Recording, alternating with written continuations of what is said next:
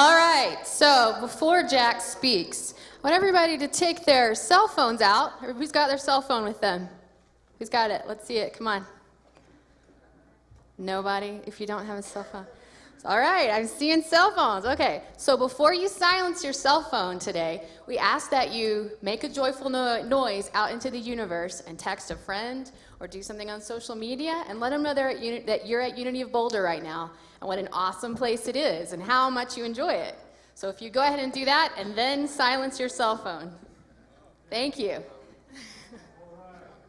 Shall we all rise for a moment? Shake out the kinks. Turn to the person beside you and say, good morning, my name is. This is our community, the Unity community. Hey.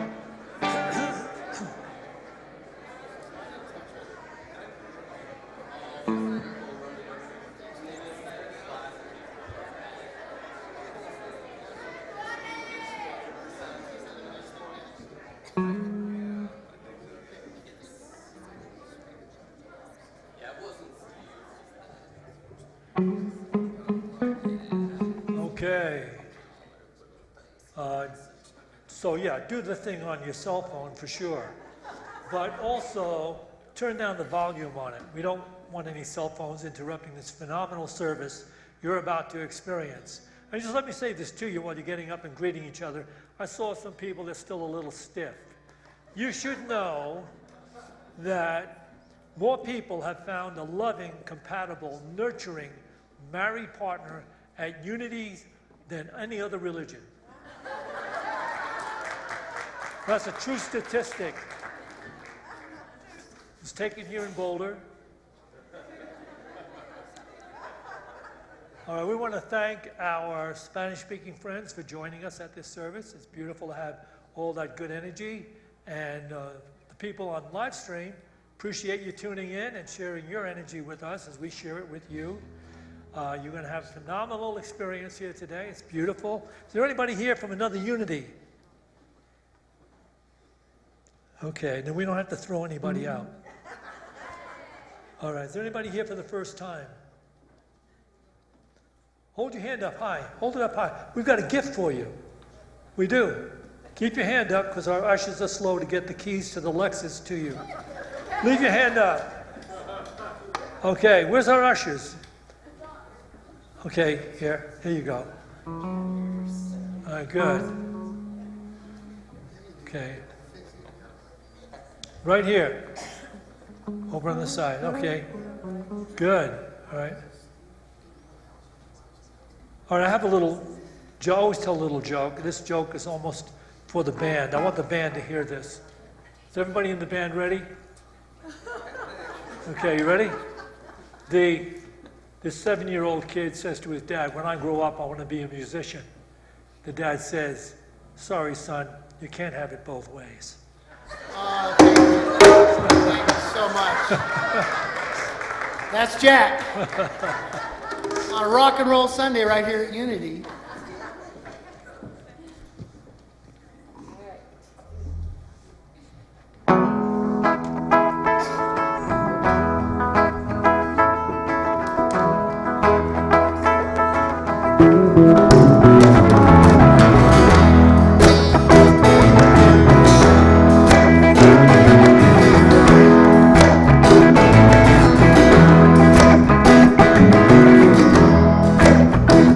Born before the wind, also younger than the sun. Yeah, the bonnie boat was one. We sailed into the mystic.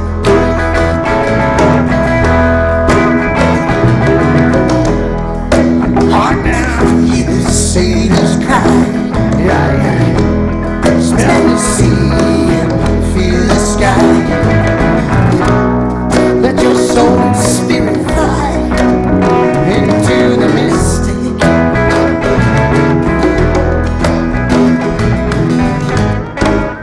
When that fog on whistle, now they're coming on.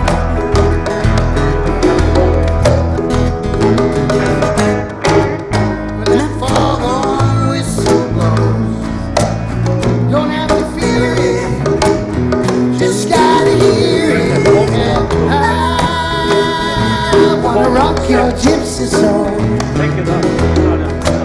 like way back in the days of old. Together we would float into the mystic.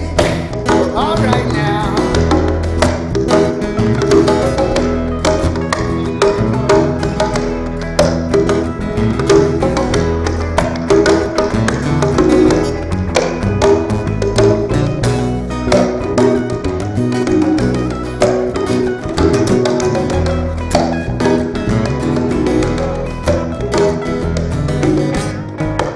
When that foghorn whistle blows, I'll be coming home.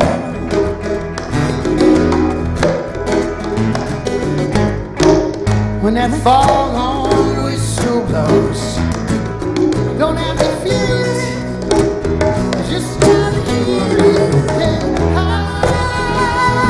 wanna rock your gypsy soul, just like way back in the days of old. Together we would float into the mystic. Well, it's too late to stop now. It's too late to stop now. It's too late to stop now. It's too late to stop now.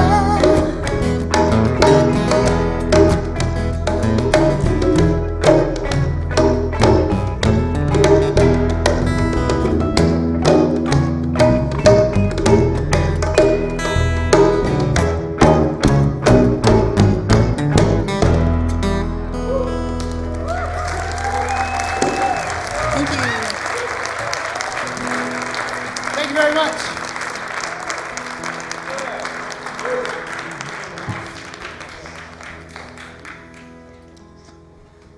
Good morning. Let's take this moment and pray together as one community.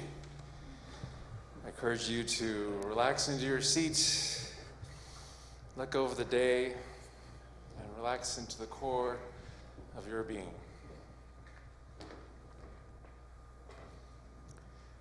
Today, let us breathe into spirit.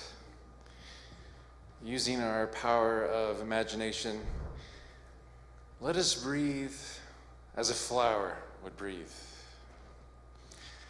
For each of us is a unique expression of spirit, fresh and alive, fresh and alive. Let us breathe as a mountain would breathe.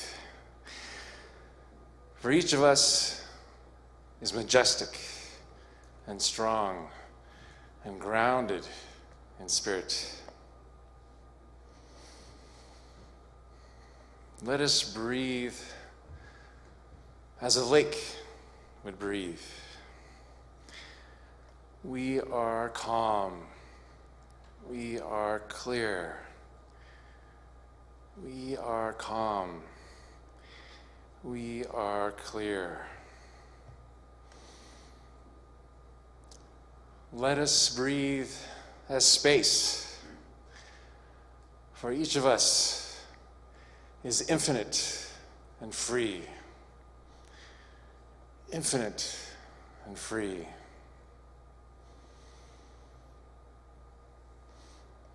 Let us breathe as children of spirit.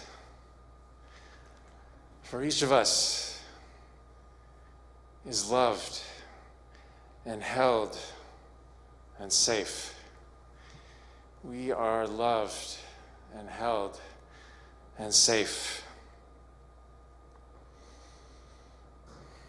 Father, Mother, God, Spirit, we are so grateful for all these reminders of our divine identity. Thank you for the flowers. Thank you for the mountains and the space, for our divine identity. And in this space of gratitude, let us take this moment and bless and send love and light to all our volunteers. We are so grateful for our ushers and our teachers and our cooks.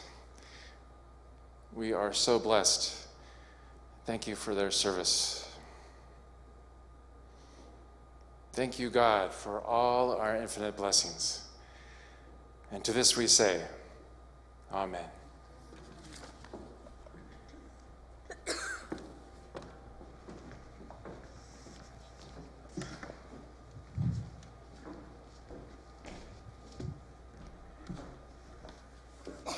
Thank you.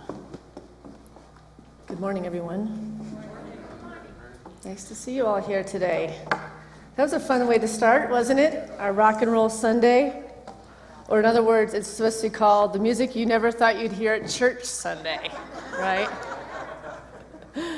We actually copied that idea from Unity Village's chapel, and the young minister there, she started her Unity life in our YOU here, and now she's the minister over there, and she's got all sorts of fun new ideas. So we're helping each other out, trying new things, and it's always fun. So today my talk's title is Learning to Live in the Presence, in spite of the turbulence happening in the world around us. I came up with this talk because I just want to do a happy joy talk so badly, but they don't seem to be coming out of me lately. And I think that we're all kind of in this together right now. There seems to be this energy that we are keeping ourselves afloat through our meditation and doing our practice daily to keep ourselves looking from a glass that's half full, that's spiritually filled with light, and trying to share joy and happiness in this world. And yet, there's so many reminders that there's things that are wrong in the world right now. And it's really hard to pretend that it's not. And so, my happy joy talks, if you want to hear them, you can go get DVDs from like 2 years ago. I'll try to make it as fun as possible. But there is an undeniable current of fear and longing and an unsettled energy at this time. And I met with lots of people that want to counsel around it, or just in their common, I'm walking in the hallways and they share, what is going on? What is in the universe? What is in the stars? People want to look at this astrologically a lot right now. What is, is there something in the planetary this and that that's causing what's going on in the world? And I'm, also asking the same thing, but it kind of makes us start asking, where is God in all of this? Right? The news is very entertaining right now. It is hard to not turn it on, to be curious what's going on. But boy, does that lower your vibration, and it just makes you be a part of the problem of the world instead of staying in that connection with this greater power, this greater love that's within all of us to share and let those ripples be moving on to spread more love and more consciousness into this world. But in the Bible, in Ecclesiastes 3, it says, "To everything there is a season, and a time to every purpose under the heaven. A time to be born and a time to die." And we always know in Unity that we're never ever looking at death as a physical death, but a spiritual process that is letting go of the limited thought process or the things of the world that are no longer serving. There is a death that is happening right now. A death of dishonesty, a death of the things and the characters of the ego that have taken such a force that we are being shown what the darkness looks like. And it's really an incredible opportunity, because how would spirit get our attention if we didn't get to really see the depth to a palpable level where it affects everyone, not just some people, but all of us are in this together, so we all feel this vibration. So what comes from knowing the depths of the darkness of life other than eventually a dawning of a new earth, a new consciousness, a light consciousness that will have to overcome the darkness, because it always does and it always has in history. But we're at the pinnacle right now. This thing's just about to pop and explode, and we're going to watch this thing, and it's not going to be the planet. It's going to be consciousness. It's going to be a massive eagerness towards the beauty. But it's like any story that you read, right? When we hear a victorious story where somebody has overcome challenges to grab onto a life that they always dreamt of, it's never really interesting unless we're taken through the process of the hardships that they faced, the obstacles that they had to face to overcome, and then to hear how the unseen sources of light came to them to help them overcome this thing in order to attain this dreamt life into reality. It's not exciting if somebody just woke up and all of a sudden won a lottery. It's really not. It's a boring story. And life is not boring, especially now. Life could get our attention in so many different ways, and we have to start asking ourselves, what are the conversations we're going to have with people? Are we going to discuss the global situation with people? Yes, we should, if we're standing out there marching and making a difference, and we're bringing light and not coming from anger, but recognizing that we, as the conduits of God, have to show up in numbers, because we're all in this together again. This isn't just us isolated in this process. We're all totally a collective energy that's going to actually overcome this dark season and this death of an old way that's no longer serving us. Einstein says you can live in two worlds. Either nothing is a miracle or everything is a miracle. That is the choice. What is the lens that we're going to look through? So, when we ask ourselves, where is God in all of this? You have to start looking to the beautiful things that are of this world. The simple things, like today, they were practicing their music before the service, and a grandmother was sitting in this room, and her baby was just dancing in this aisle. It's completely empty. But I was standing up there, and it just lifted my heart just to watch this little body, no sense of the world, just a sense of music. Those little frequencies of beauty that are always trying to get our attention and get out of the thought process, the part of us that's talking ourselves out of being powerful, the things that are keeping us limited and living small. So I remember this story that I read a few years ago that touched me so deeply, and I wanted to share it with you. There was this young couple that, through trying and trying, found out that they were infertile and wanted to adopt a child, and went through this whole process with the adoption agency, and they were sent to a little boy in Russia to go meet the son, and then they would decide if they were going to actually adopt this child. And he was 4 years old, which is older than they really wanted to adopt, but they took the whole trek, and when they got to Russia and to this adoption place, they fell madly in love with him and decided they definitely wanted to add him to their family. But the other thing that they noticed was that he had a best little girlfriend that had been with him all his days in this orphanage. And they were unto each other everything. Every single thing that was life was this friend to him. And it broke their heart, the thought of separating the two. So they came back to the States, and they went to the adoption agency and said, what is the story with that little girl? Is there any way that we could adopt her? And they said that she's already going through the process of being adopted. So they're heartbroken because they're really helpless. It's not like they're taking him from her now. She's being taken from him as well. And when they go back to Russia to pick him up, it's this bittersweet experience. And isn't this what life is? The greatest moment of their life is filled with pain because they have to make this decision to break this little boy's heart for the longevity of an amazing life for him. They have to do something that's going to hurt him more than anything's ever hurt him. And they're doing it because they love him and want to give him a life. And as you can imagine, when they take the little boy, they cannot unclasp these children. These children are devastated. And they rip the little arms apart, these little beings, and they take him back to Michigan, where they live. Soon before you know it, the little boy falls into a depression where they cannot even communicate with him. He has completely shut down. He doesn't want to eat. He speaks Russian, so their communication was already difficult, and now he really doesn't want to learn how to communicate with them. They take him to psychologists that can speak Russian, and they're doing everything, and the little boy is literally trying to die physically because the only thing he knew as life and love was her. Then one day, they're just out and about at a Denny's, having breakfast, and they're eating breakfast together, and all of a sudden, the little boy starts chattering, and he's so excited, and he's so crazy, so excited, and all of a sudden, this little girl comes running up, and it's his best friend from the orphanage. She had also been adopted into the same town. And it's a true story. It's these kind of stories that keep me knowing that God is a part of everything.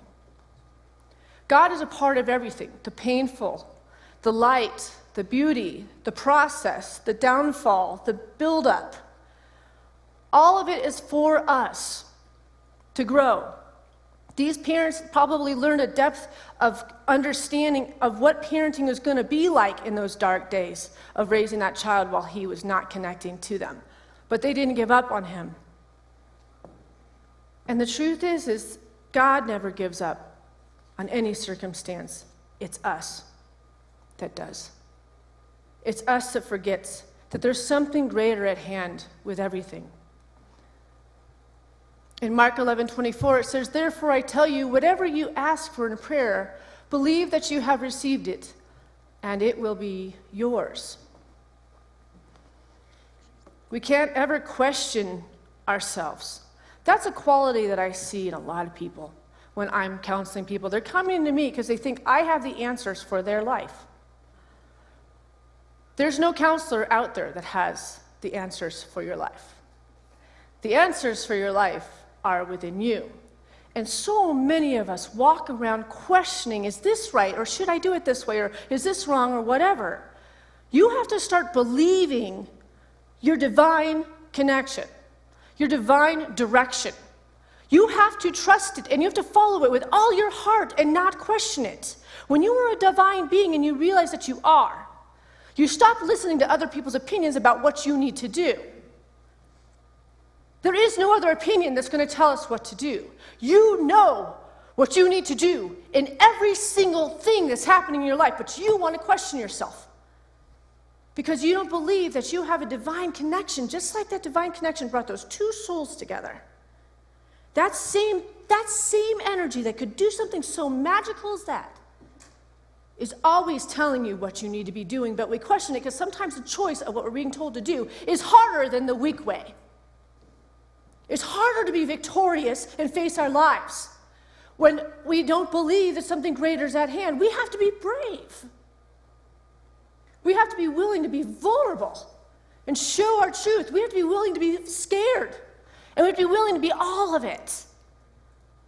But when you've ever felt the feeling, when you push through that fear and you're like, I'm going to do it this time, I'm not going to do it the way I've done it all these times, and finally step through and the sun dawns on you, it's like, time stops, and all of a sudden I'm in the part of this heavens. There's a time and a season. I'm in the heavens right now. I divinely see everything from like this eagle view, and I understand all of a sudden everything of why I'm here, what I'm supposed to do, how I'm supposed to co-create with one another, how I'm supposed to be divine in nature.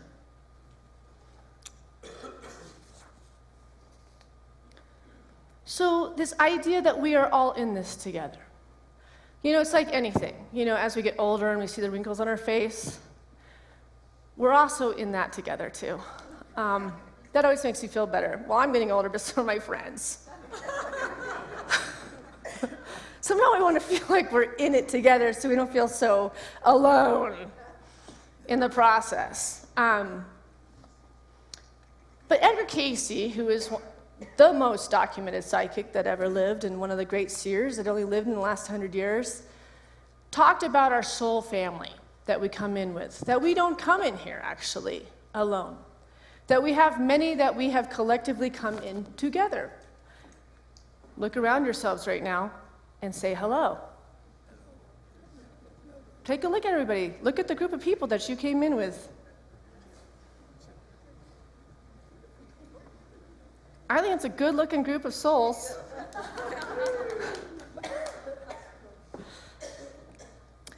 But some people want to think it's a soulmate thing, right? Edgar Cayce will talk about soulmates and how we have many soulmates. So it's not necessarily about the lover relationship as much as it is how much we're showing up for each other in different ways in different lifetimes, how we show up and help each other grow.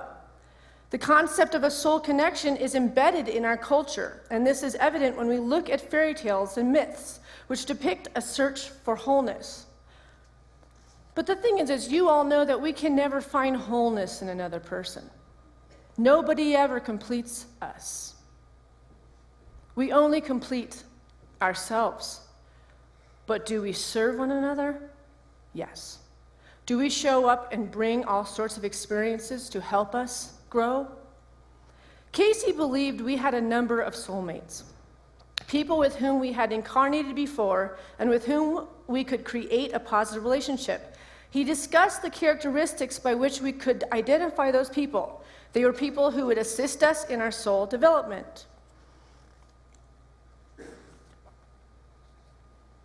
Souls often reincarnate in groups, and often to accomplish a particular purpose. Even work relationships in which individuals are brought together to achieve some greater goal. Oop, that's not it, and that's not where we're going yet. That was supposed to be a slide. Those soulmates may even appear to be the source of obstacles in one's life. They are in fact people with whom we can work through our challenges. Relationships bring out what's hidden, the best and the worst, in order that we may encounter and transcend our issues. I want to share this little video, or actually audio, for you.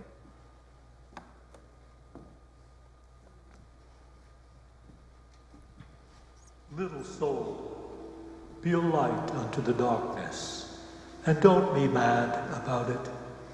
Then you will know who you really are, and all others will know too. Let your light so shine that everyone will know how special you are. You mean it's okay to let others see how special I am? Asked the little soul. Of course, God chuckled. it's very okay, but remember, special does not mean better. Everybody is special, each in their own way. Yet many others have forgotten that. I know what I want to be. I know what I want to be. The little soul announced with great excitement. I want to be the part of special called forgiving. Isn't it special to be forgiving? Oh yes, God assured the little soul.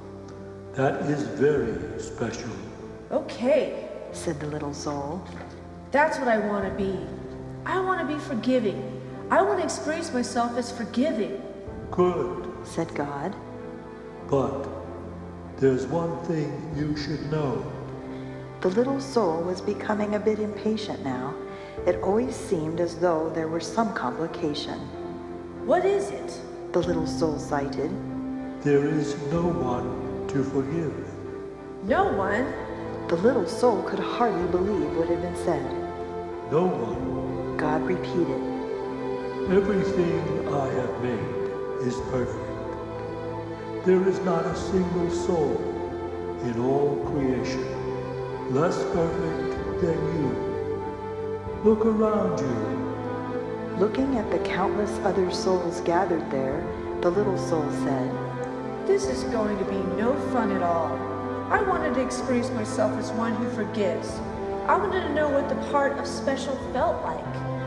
and the little soul learned what it must feel like to be sad. But just then, a friendly soul stepped forward from the crowd. Not to worry, little soul. The friendly soul said, I'll help you. But what can you do? I can give you someone to forgive. You can. Certainly. chirped the friendly soul. I can come into your next lifetime and do something for you to forgive. But why would you do that? The little soul asked. You are a being of such utter perfection. You who vibrate with such a speed that it creates a light so bright that I can hardly gaze upon you. What could cause you to want to slow down your vibration to such a speed that your bright light would become dark and dense, to come into my life and make yourself so heavy that you could do this bad thing? Simply, The friendly soul said, I would do it because I love you. Don't be so amazed. said the friendly soul. You have done the same thing for me. Don't you remember? Oh, we have danced together, you and I, many lifetimes. Through eons and across all the ages, we have danced. Across all time and in many places, we have played together. You just don't remember. We have been the up and the down of it, and the left and the right of it, and so... The friendly soul explained a little further. I will come into your next lifetime and be the bad one. This time, I will do something really terrible, and then you can experience yourself as the one who forgives. I will have to slow down my vibration and become very heavy to do this not-so-nice thing. I will have to pretend to be something very unlike myself, and so I have but one favor to ask of you in return. What is it? The little soul asked. What can I do for you? You are such an angel to be willing to do this for me. Of course, this friendly soul is an angel. God interrupted. Everyone is an angel. Always remember, I have sent you nothing but angels. What can I do for you? The little soul asked again. In the moment that I strike you and smite you, The friendly soul replied. in the moment that I do the worst to you that you could possibly imagine, in that very moment, Yes? The friendly soul became quieter still. remember who I really am. Oh, I will. Cried the little soul. I promise. I will always remember you as I see you right now. Good, Said the friendly soul. because you see, I will have been pretending so hard, I will have forgotten myself. And if you do not remember me as I really am, I may not be able to remember for a very long time. And if I forget who I am, you may even forget who you are. And we will be lost. And then we will need another soul to come along and remind us both of who we are. No, we won't. The little soul promised again. I will remember you, and I will thank you for bringing me this gift. The chance of experiencing myself as who I am, and a special part of me that forgives. And so the agreement was made, and the little soul went forth into a new lifetime, excited to be the light, which was very special, and excited to be that part of special called forgiveness. And at all the moments in that new lifetime, whenever a new soul appeared on the scene, whether that new soul brought joy or sadness, and especially if it brought sadness, the little soul thought of what God had said. Always remember, I have sent you nothing but angels.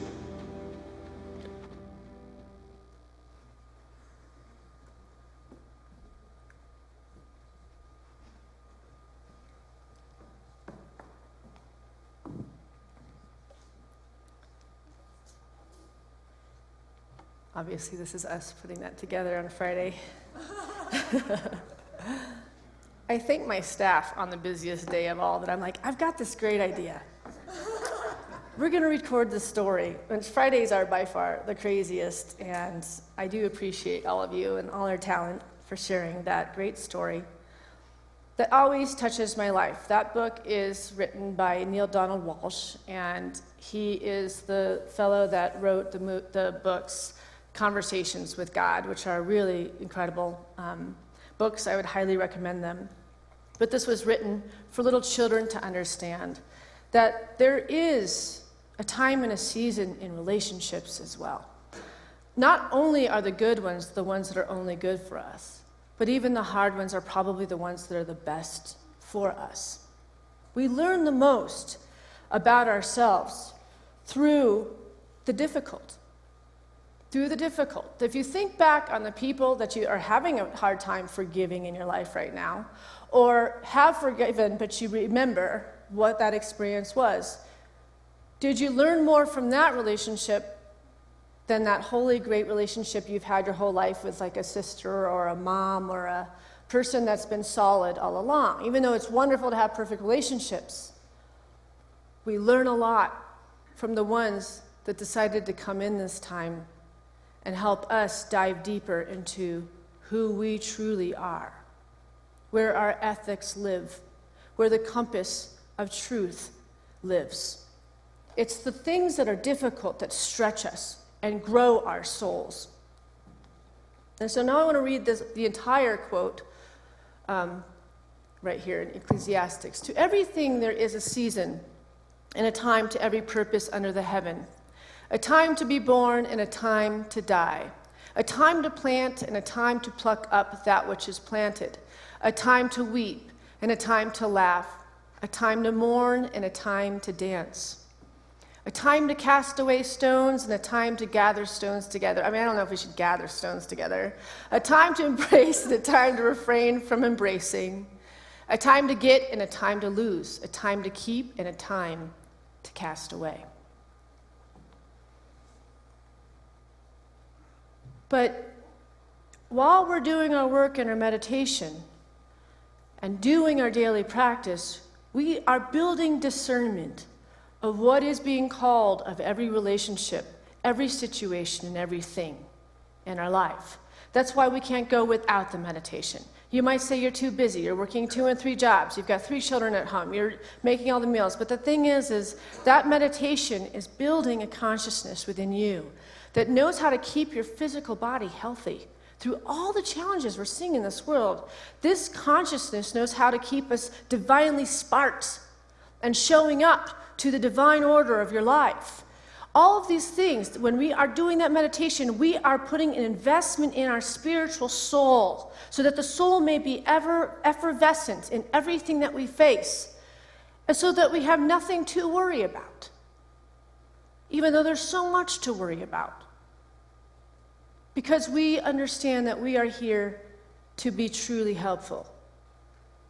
And we are representing Spirit that sent us. We understand what that means. We understand how we show up vibrationally 20 feet ahead of ourselves and knowing that we are actually either contaminating energy or we're blowing light as an energy. You can't fake it. You are it or you're not.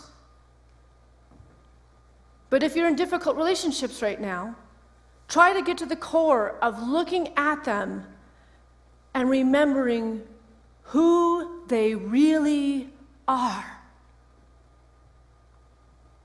Who are they really? Because most of the time, the most challenging relationships we have and have a hard time forgiving are the ones that we loved the deepest, are the ones that we trusted the most, the ones that we believed knew more than we knew. But if we get to understanding that we are all made in the image and likeness of God, and some of us have shown up to bring the discord, for our spiritual beings to be like, what's the Tai Chi with this? Do I come up and fight it? Or do I learn how to move my body and let it flow that way? Or do I know how to sit down and I listen so deeply and try to understand what this opponent is trying to share with me? Maybe something they're saying is true about me. And maybe this is my opportunity to be even better, more Christ conscious, more awake in everything. Because there's never a bad relationship that you're completely innocent in. I mean, there's the ones that bail on us and they don't let us have that dialogue long enough. They're the kinds that run and they get under the carpet because they don't want to deal. And that's okay, and we can't force them out of it. But the ones that are willing to play, being authentic and honest in it, is the first process of starting that forgiveness process. In the power of now, every crisis represents not only danger, but also opportunity. If relationships energize and magnify egoic mind patterns and activate the pain body, as they do at this time, why not accept this fact rather than try to escape from it? Why not cooperate with it instead of avoiding relationships or continuing to pursue the phantom of an ideal friendship as an answer to your problems or a means of feeling fulfilled? The opportunity that is concealed within every crisis does not manifest until all the facts of any given situation are acknowledged and fully accepted. As long as you deny them, as long as you try to escape from them or wish that things were different, the window of opportunity does not open up, and you remain trapped inside that situation, which will remain the same or deteriorate further. So, I was sitting with this because this topic came up for me because I share my two younger children with an ex. And over Halloween, last weekend, there was like a dance performance that they were supposed to be in, and he didn't take them to it. And then there was this parade that they were supposed to be in, and they didn't take it to it. And then there was the church thing on Sunday, and they didn't come to it. And I'm always walking around going, it's okay. This is just my experience. This is a karmic thing with him. And this is a dance we're playing, and it hurts me, and he's the hurter, and I get hurt, and the kids are affected by this dance in between us.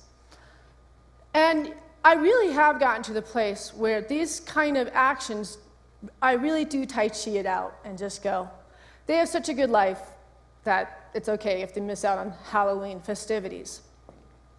But I took it a little bit deeper than that.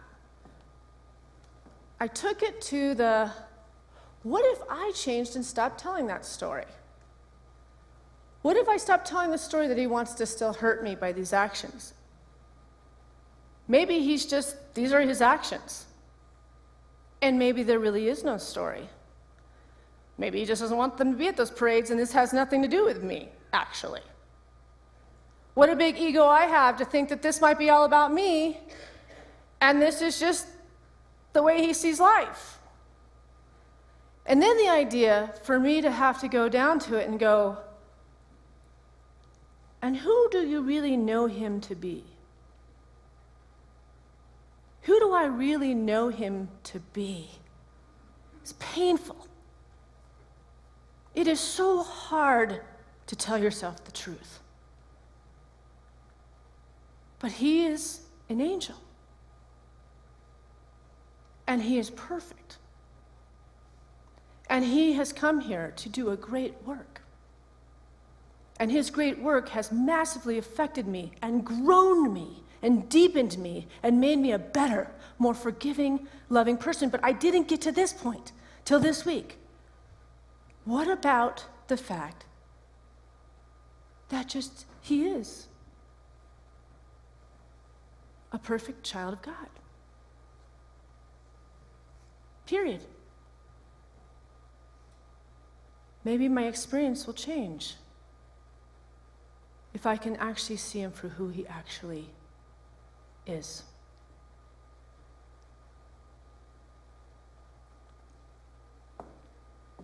We will take an offering for unity now. I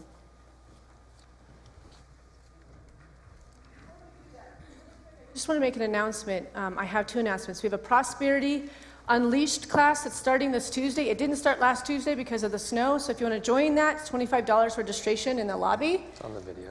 Huh? It's on the video. Oh. Okay, you're right. It's a team effort around here at Boulder.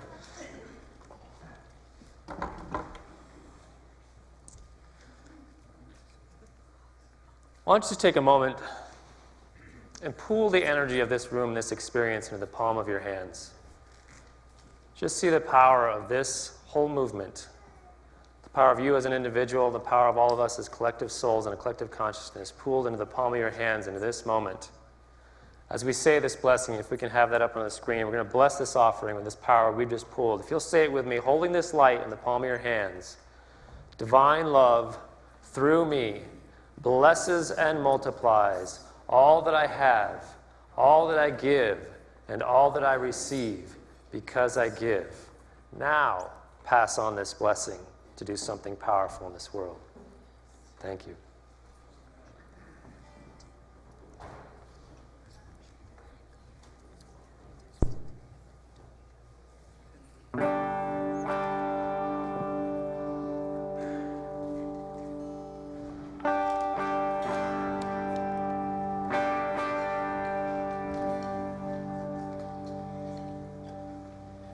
More guitar on the monitor, please. Thank you.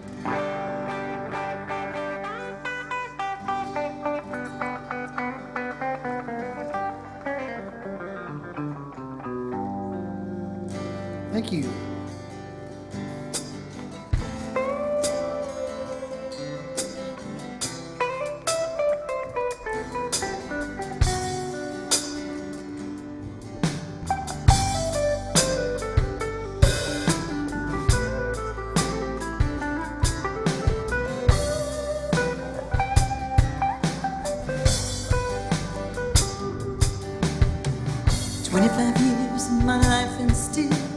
trying to get up that great big hill of hope for a destination. I realized quickly, like I knew I should, the world is made up of this brotherhood of man, for whatever that means. And I cry sometimes when I'm lying in bed to get it all out that's in my head. Then I start to feel a little peculiar. And I wake up in the morning and I step outside. I take a deep breath and I get real high. Then I scream from the top of my lungs, what's going on? And I say, hey, yeah, yeah, yeah, yeah. Hey, yeah, yeah. I say, hey, what's going on? And I say, hey, yeah, yeah, yeah, yeah. Hey, yeah, yeah. I say, hey, then, yeah, what's going on?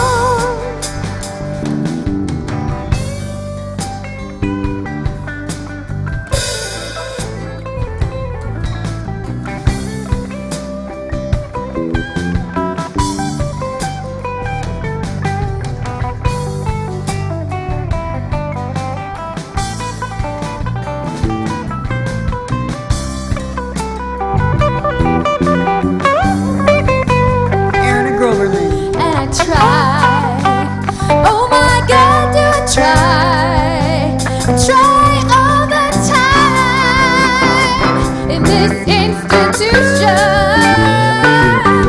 And I pray, oh my God, do I pray every single day for a revolution. And I cry sometimes when I'm lying in bed to get it all out that's in my head. Then I start to feel a little peculiar. And I wake up in the morning and I step outside. I take a deep breath and I get real high. Then I scream from the top of my lungs, what's going on? And I say, hey, yeah, yeah, yeah, yeah. Hey, yeah, yeah. I say, hey, what's going on? And I say, hey, yeah, yeah, yeah, yeah. Hey, yeah, yeah, yeah. I say, hey, what's going on? I wake up in the morning and I step outside. I take a deep breath, I get real high. I say, hey, what's going on? I wake up in the morning and I step outside. I take a deep breath, I get real high. I say, hey, what's going on?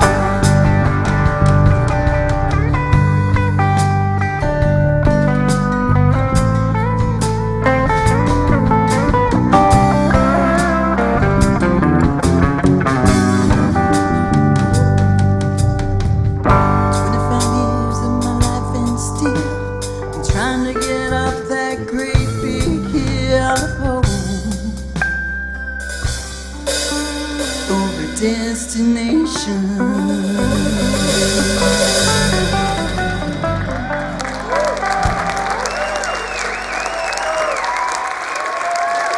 Thank you, everybody. Thank you very much.